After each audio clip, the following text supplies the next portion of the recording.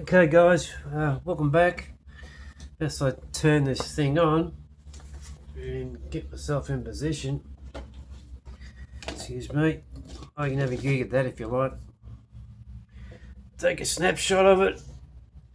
I'm gonna demonstrate on those. Look, you can freeze frame them. I've marked the ones I've done there, and bang, we've got augmented and diminished chords to do there. And I'm going to demonstrate the whole lot of them. So let's start with the seventh. Geez, I haven't even got the microphone on.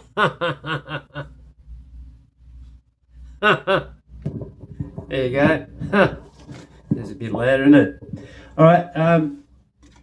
Okay, seventh chords. Let's do one. I'm just going to do these one at a time, so you can just and while I'm at it, look, you can download these things anywhere these days. Chord sheets. There's that many chords. It's ridiculous. This is pretty much all you're going to need to play all the songs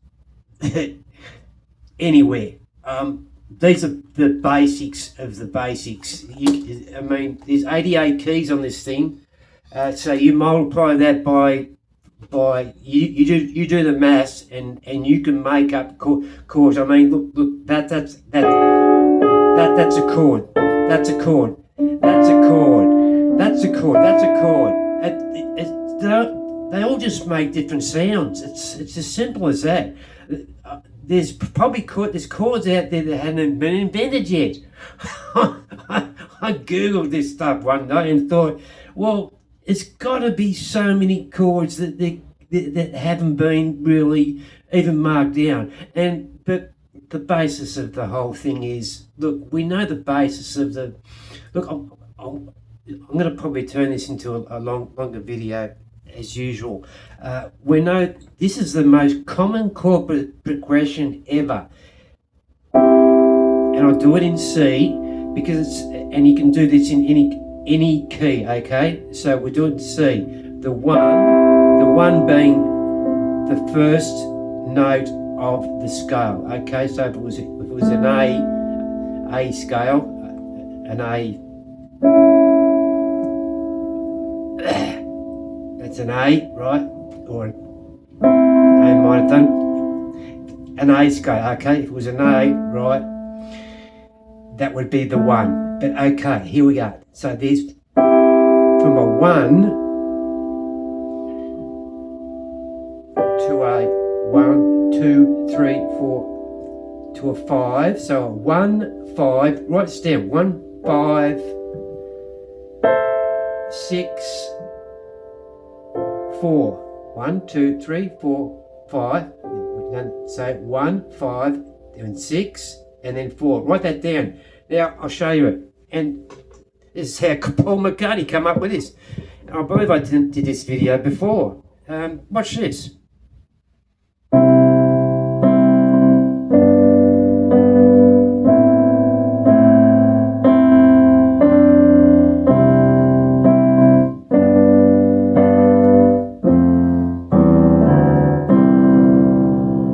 There you go. There's the 1, 5,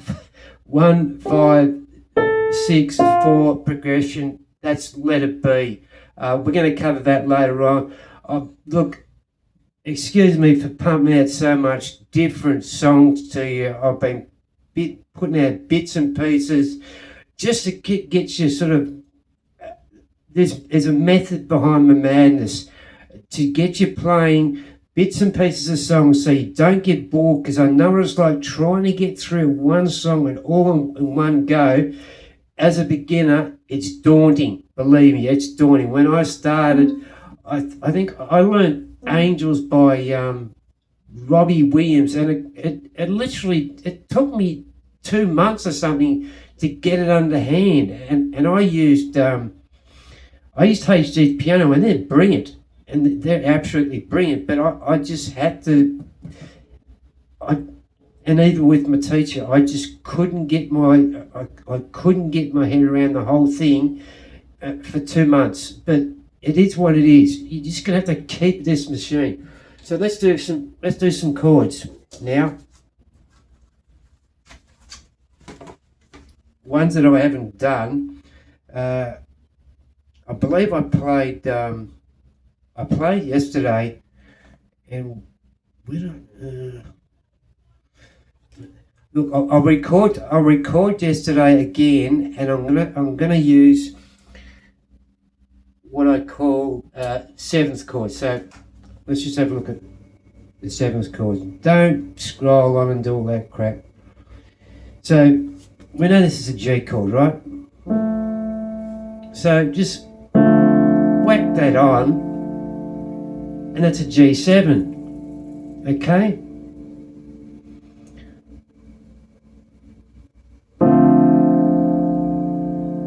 G, it's not rocket science, is it? Put one extra one on.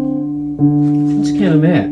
1, 2, 3, 4, 5, 6, 7. Oh, guess what? Why do they call it a G7? Because the G in the seventh in the scale is is the seventh note. So if you go after there, you're back to your root. And while I'm at it, that is a very good substitution to do. If you don't want to use that chord, whack the octave on there. It just gives it more meat. Hear the difference? Now I'll do it with the pedal down. You can see what the difference. See how it rings out.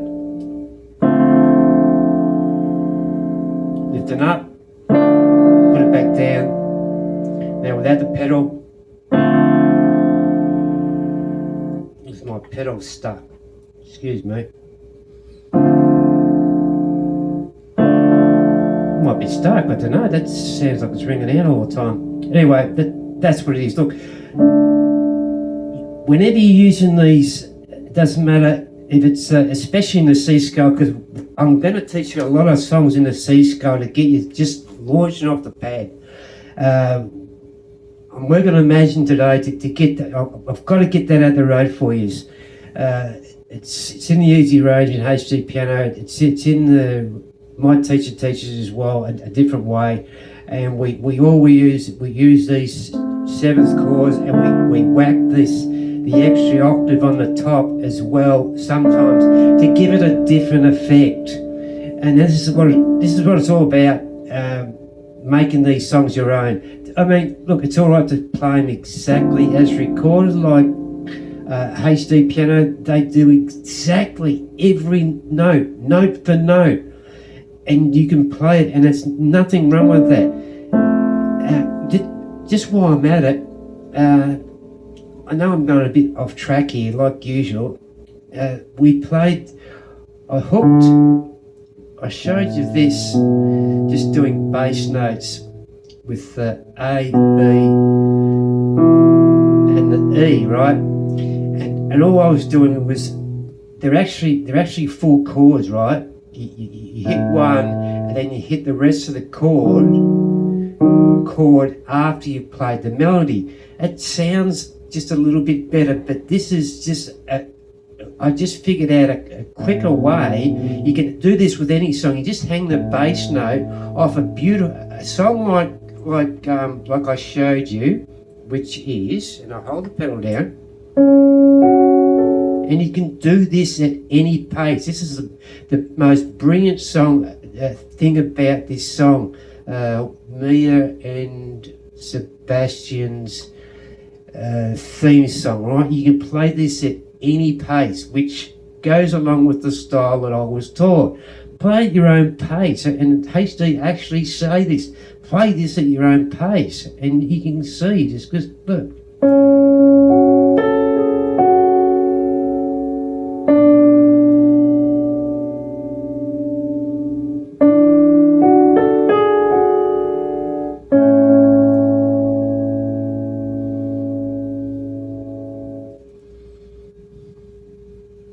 And so on. Go back, watch other videos. I'm not going to complete that one. But it's a beautiful melody, this song. It's something that you can just hang bass notes off and play the whole song. Now, I've gone through the other videos. It gets a little bit more complicated, so I'm probably going to somersault that on the head, and start playing, making that. I think I've done part 1 and 2 with just playing those 3 notes, right? And hooking your hand there, knowing that you don't even have to look at it. You know your fingers on the you know your fingers on the B and the C, and it was exactly the same as when I did that Let It Be song. I just hooked my hand there, knowing that I don't even have to look at it. And this is half the thing. If you don't have to look at one hand and you know the notes, it's a quicker way to get through a song as a beginner. Of course, we're going to go to octaves. Like if we were to go to it was A to G to A minor to F. Now, if we're going to do octaves, you're going to have to go, which you're going to need to practice. Believe me, just get in the habit of jumping around that 1 5 6 4 progression. Just as quick as you can. And there's a method you can go long, short, and short, long. There's all these types of different methods that people say, this is the quickest way to learn.